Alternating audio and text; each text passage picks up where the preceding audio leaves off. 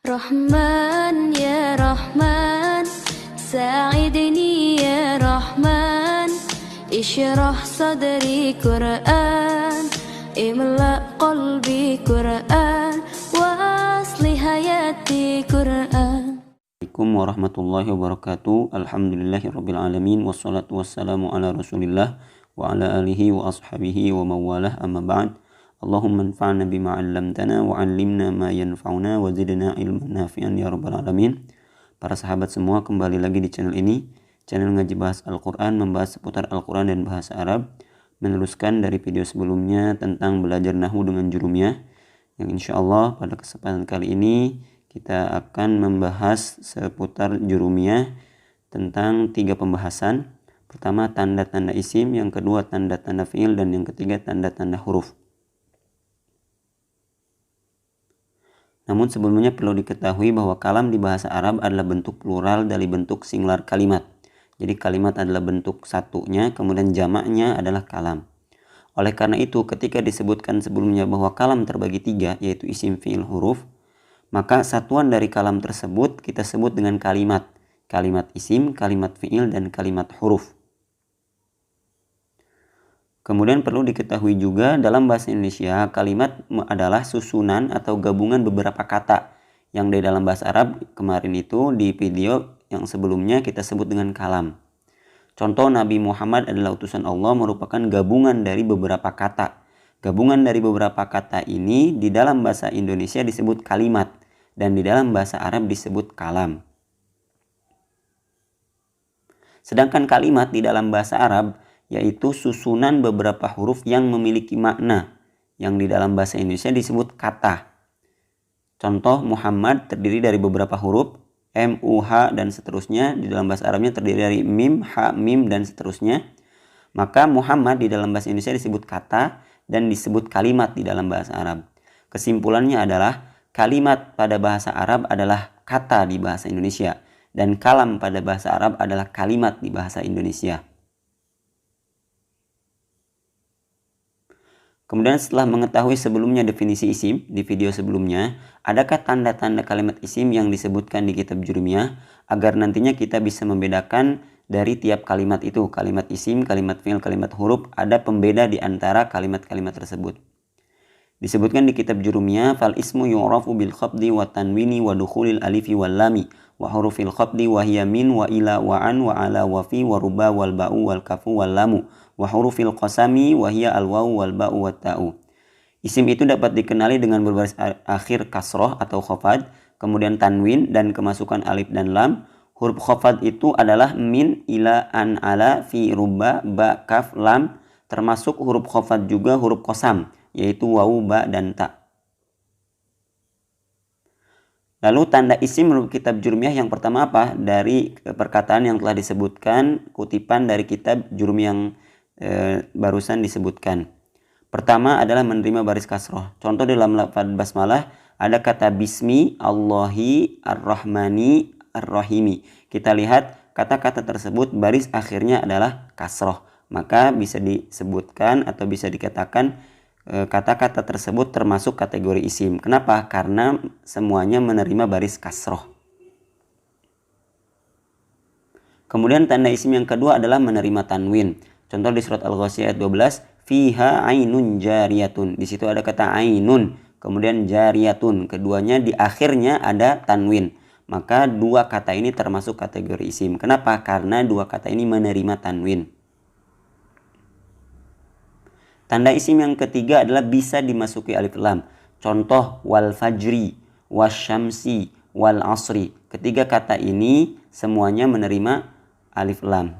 Diketahui juga dari yang telah disebutkan dari tanda isim yang kedua dan ketiga bahwa tanwin adalah tanda isim yang masuk ke akhir.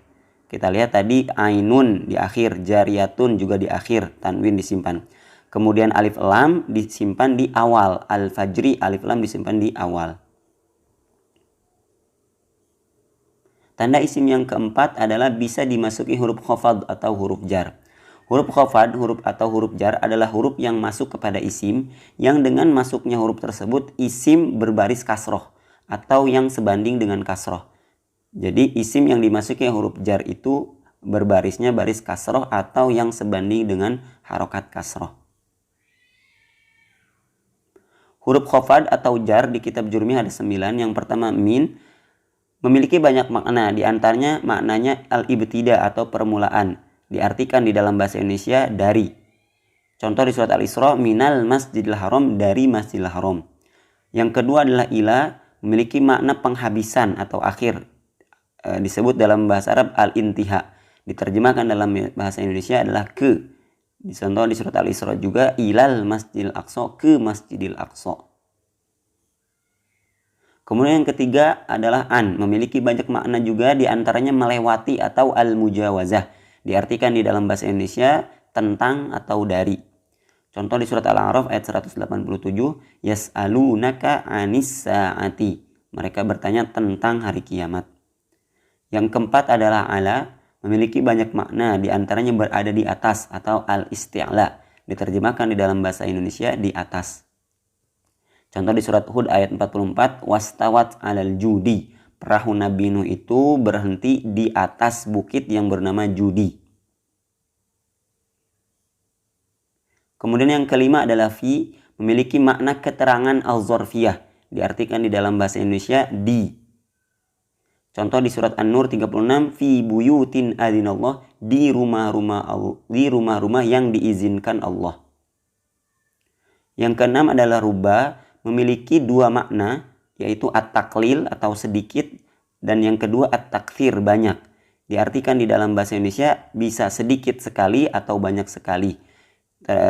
Terjemahnya bisa disesuaikan dengan konteks, apakah cocok dengan sedikit sekali atau banyak sekali. Contoh di hadis Nabi Muhammad, rubba kasiyatin fid dunya ariyatun yaumal qiyamah. Di sini konteksnya lebih cocok diterjemahkan banyak sekali. Banyak sekali orang di dunia memakai baju dan tidak memakai baju di hari akhir atau hari kiamat. Yang ketujuh adalah ba, memiliki banyak makna, diantaranya salah satunya menempel atau al-ilsaq. Arti dalam bahasa Indonesianya dengan. Contoh di surat Al-Baqarah ayat 60, idrib bi'asokal hajar, pukullah wahai engkau Musa dengan tongkatmu batu itu. Di situ ada kata bi'asoka, makna dari ba-nya di sini adalah al-ilsaq. Yang kedelapan al-kaf, memiliki banyak makna juga, diantaranya analogi atau persamaan, menyamakan. At-tashbih, diartikan di dalam bahasa Indonesia seperti. Contoh di Al-Baqarah ayat 261, kamatsali habbatin ambatat sab'a sanabila, seperti satu biji yang ditanam darinya tumbuh 7 tangkai.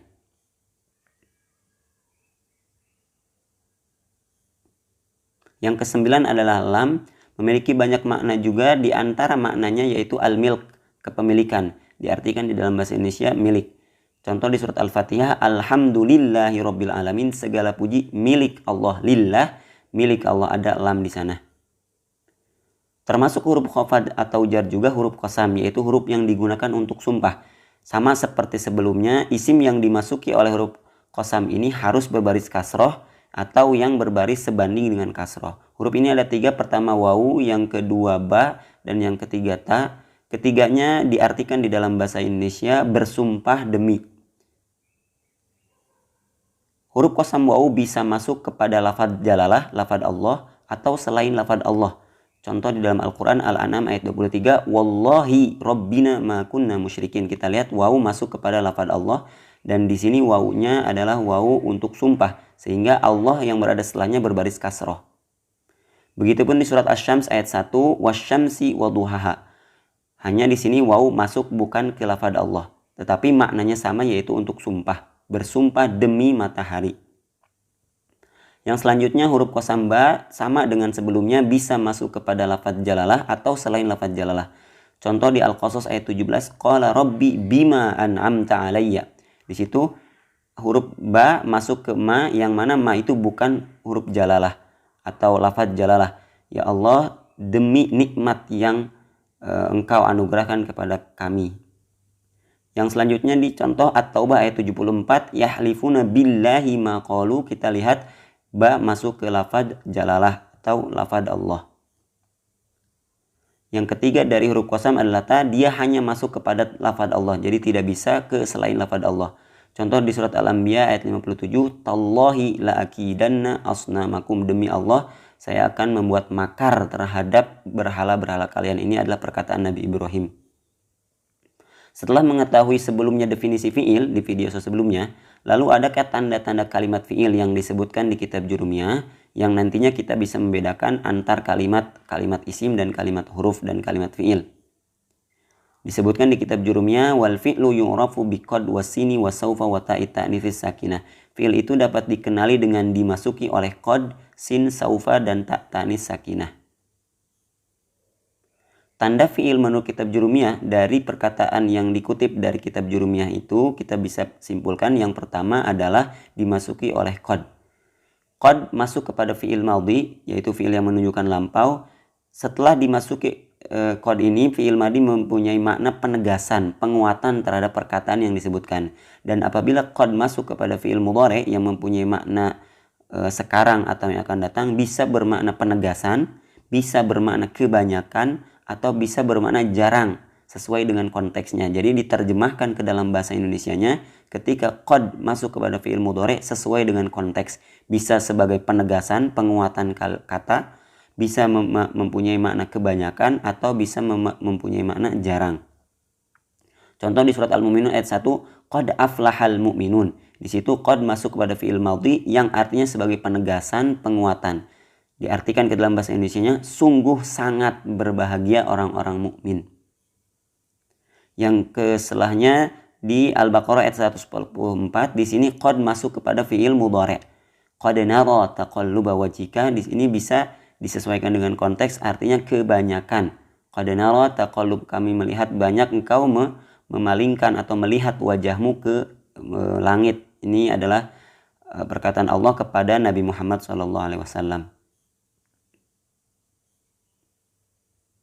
Tanda fiil yang kedua adalah dimasuki sin dan saufa. Sin dan saufa masuk kepada fiil mudhari yang dengannya, yaitu dengan sin dan saufa, merubah waktu fiil mudhari. Sebelum dimasuki, fiil mudhari menunjukkan sekarang dan yang akan datang. Tetapi setelah dimasuki sin dan saufa, berubah fiil itu menunjukkan sesuatu yang akan datang saja. Contoh di Al-Baqarah 142, sayaqulus sufaha'u minan nas, akan berbicara orang-orang yang bodoh di antara manusia itu. Di surat At-Takatsur, kalla saufa ta'lamun, atau thumma kalla saufa ta'lamun. Di situ kita lihat ta'lamun dimasuki oleh fiil mudhari saufa. Perlu diketahui, sin dan saufa ini merubah zaman atau bentuk waktu fiil mudhari menjadi yang akan datang. Bedanya sin itu yang akan datang tetapi masih dekat. Waktunya pekerjaan itu akan dilakukan dalam waktu dekat. Apabila saufa itu untuk yang akan datang tetapi masih jauh. Bisa kita lihat di dua contoh ini, sayaqulu sufaha konteksnya ini di dunia. Jadi bisa dilakukan dekat, dalam waktu dekat. Tetapi di yang kedua, saufa ta'lamun, dia memang yang akan datang. Tetapi konteksnya di akhirat. Yang tentu dilihat dari sekarang itu masih jauh. Kesimpulannya, sin dan saufa menunjukkan yang akan datang. Tetapi sin itu menunjukkan yang akan datang dekat, dalam waktu dekat. Dan saufa menunjukkan yang akan datang dalam waktu masih lama. Tanda fiil yang ketiga, dimasuki ta' tanis sakinah. Ta' tanis sakinah adalah ta' yang masuk kepada fiil madhi, fiil lampau, untuk menunjukkan bahwa pelaku pekerjaan adalah seorang perempuan. Dan ta' ini harus berharokat sukun. Contoh di surat At-Tahrim ayat 12, allati ahsanat farjaha, yang terjaga. Yang terjaga ini pelakunya adalah Siti Maryam, dan Siti Maryam adalah perempuan. Dari tanda-tanda fiil yang telah disebutkan di kitab Jurumiyah, bisa dipahami bahwa tanda fiil itu ada yang masuk kepada fiil madhi dan fiil mudhari, yaitu qad. Ada juga yang khusus untuk mudhari, yaitu sin dan saufa. Ada yang khusus untuk fiil madhi saja, yaitu ta' tanis sakinah. Setelah mengetahui sebelumnya definisi huruf, lalu adakah cara ciri-ciri huruf atau tanda huruf yang disebutkan di kitab Jurumiyah sebagai pembeda dari kalimat-kalimat yang lainnya? Disebutkan di kitab Jurumiyah, wal harfu ma la yasluhu ma'ahu dalilul ismi wala dalilul fi'li. Huruf adalah sesuatu yang tidak memenuhi kriteria tanda-tanda isim dan fi'il. Jadi tanda huruf menurut kitab Jurumiyah ada 1. Apa itu satu? Yaitu ketika suatu kalimat tidak bisa menerima tanda isim dan tanda fiil yang disebutkan sebelumnya, maka dia adalah huruf. Contoh di Al-Quran di surat Al-Insan ayat 1, hal ata 'alal insani hinum minad dahri lam yakun syai'am madhkura. Di ayat yang disebutkan ada kata ala, kemudian ada min, dan ada lam. Kita lihat ketiga huruf tersebut tidak bisa menerima tanda-tanda isim sebelumnya, yaitu tanwin, alif, lam, dan seterusnya. Begitupun dengan tanda-tanda fiil. Ketika ketiganya tidak menerima tanda-tanda isim ataupun tanda-tanda fiil, maka ketiganya adalah huruf.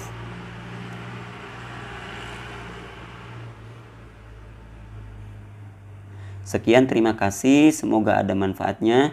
Kita insya Allah bertemu lagi di video selanjutnya membahas tentang nahwu yang ada di dalam kitab Jurumiyah. Semoga ada manfaatnya. Wallahu a'la wa a'lam wa nisbatul ilmi ilaihi aslam wa ahkam. Assalamualaikum warahmatullahi wabarakatuh. Rahman ya Rahman, sa'idni ya Rahman, ishrah sadri Qur'an, imla qalbi Qur'an, wa asli hayati Qur'an.